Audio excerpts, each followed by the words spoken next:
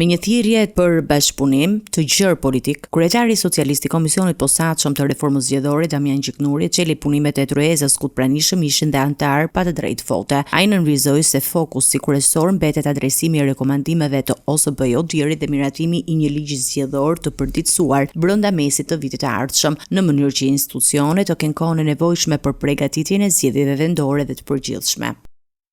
Por le shërbej kjo si bazë e mirë për të ndërtuar punën tonë me qëllim që të adresojmë rekomandimet e ODIHR-it dhe të kemi një ligj zgjedhor të reformuar deri në mesin e vitit tjetër me qëllim që të jepet kohë institucioneve, qoftë për zgjedhjet vendore, qoftë nesër dhe për zgjedhjet e përgjithshme, që të kemi një bazë të mirë solide ligjore, siç edhe sot e kemi, por më të përmirësuar dhe me standarde më të mira, por mbi të gjitha me rregulla të gjithë pranuara nga të gjithë aktorët politik. Së fundi edhe një herë u bë thirrje të gjithë anëtarëve të kuvendit të cilët nuk kanë marrë pjesë, pra ata që ju takon të jenë si pjesë e komisionit, qoftë në rolin e antarit pa drejtë vote, të marrin pjesë, të vinë, të kontribuojnë, mos ta zhvillojnë debatin jashtë kësaj salle. Debati vërtet do të zhvillohet në këtë sallë. Por optimizmi i mazhorancës u prit me kujdes nga bashkëkryetari demokrat Erbyll Bashi, i cili rikujtoi se përpjekjet e fundit për reformë zgjedhore dështoi duke lënë vendin pa ndryshime ligjore për zgjedhjet e vitit 2024. Ai kërkoi ndryshim të qasjes dhe frymës, duke theksuar se raportet e OSBE-dit flasin për përkeqësim të standardeve zgjedhore në 2 dekadat e fundit.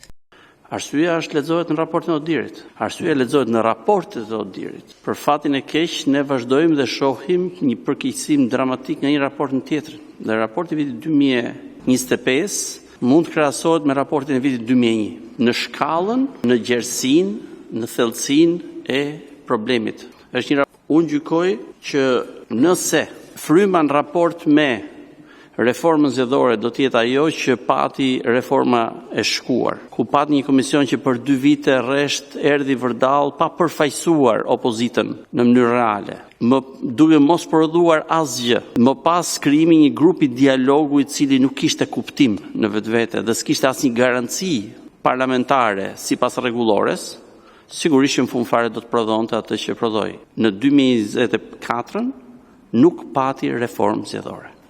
Komisioni Posaçëm pritet të trajtojë çështjet kyçe si financimi i partisë politike, rregullat për fushatën online, si dhe depolitizimin e administratës zgjedhore në funksion të rritjes së transparencës dhe besueshmërisë së procesit elektoral.